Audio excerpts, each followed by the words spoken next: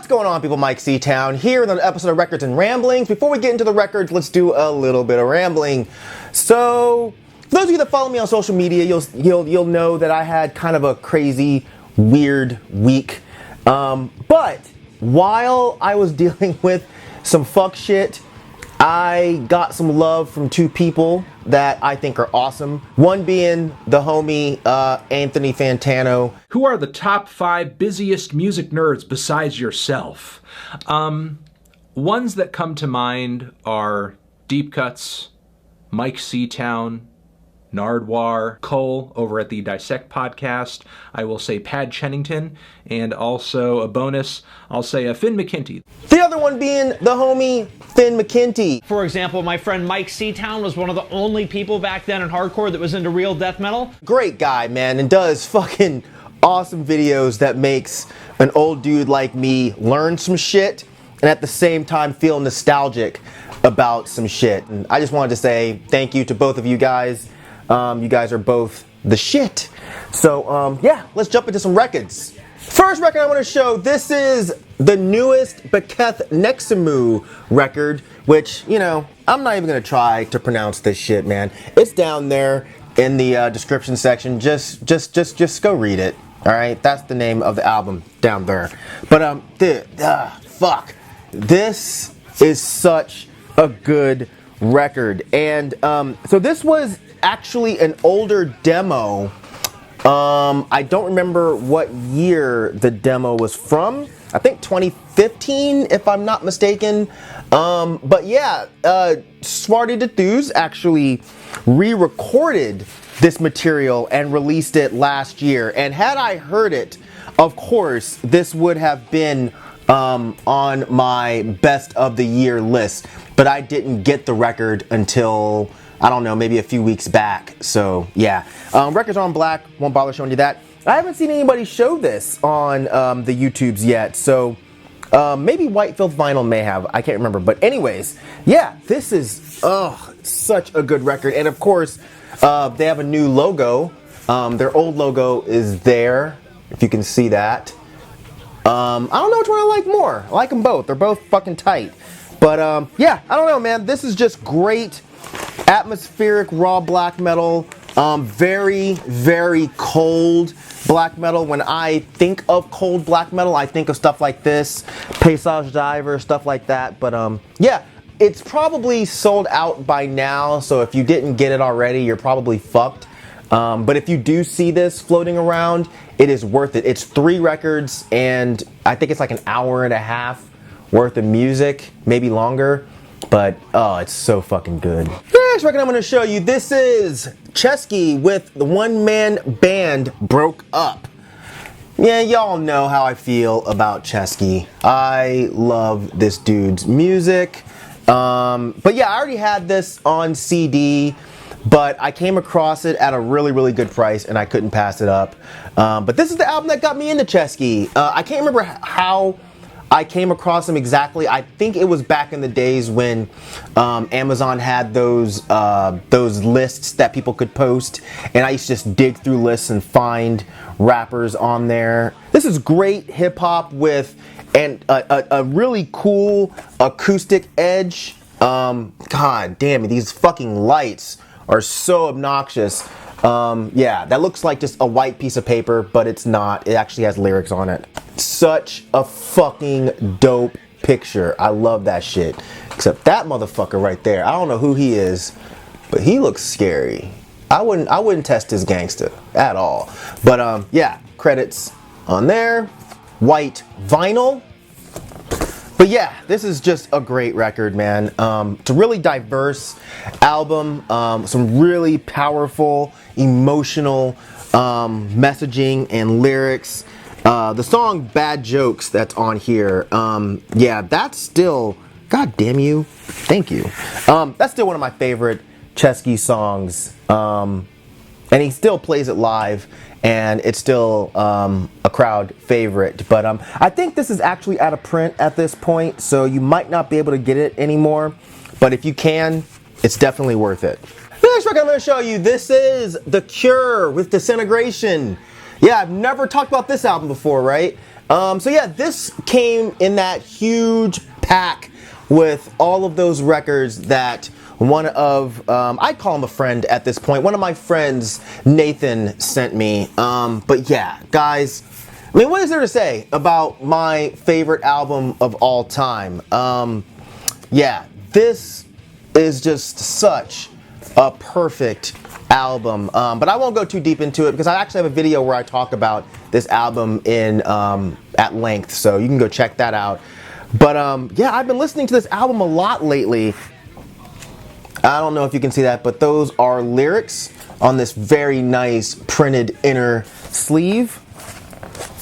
Records on black, won't bother showing you that. But yeah, if you're new to my channel and you haven't heard me blab on about this album and you've never heard it, I don't know what fucking hole you've been living in, what fucking Saddam Hussein asshole you've been chilling out in, but you need to hear this record because it is a goddamn masterpiece. It's the perfect heartbreak album. It's the perfect foggy or rainy day album. It's just one of the most beautifully sad records I've ever heard in my entire life, and I just adore this album. I'll go ahead and say it. The track Disintegration is my all-time favorite Cure song. So if you want to give The Cure a chance, because you haven't yet, listen to that song because it's fucking amazing.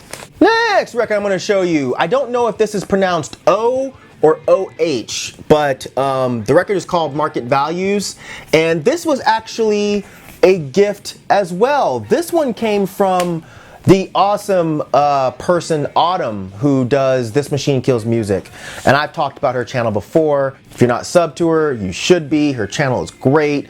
She's a fucking encyclopedia of knowledge, and yeah, she just randomly said, I want to send you some shit, and she sent me some shit, and I'm so fucking happy to have friends like this. But yeah, this is great heavy industrial done by two guys, Rich Odie and Dave Foster, two people I have never heard of in my entire life, but this shit is fucking great, man. It's really dark.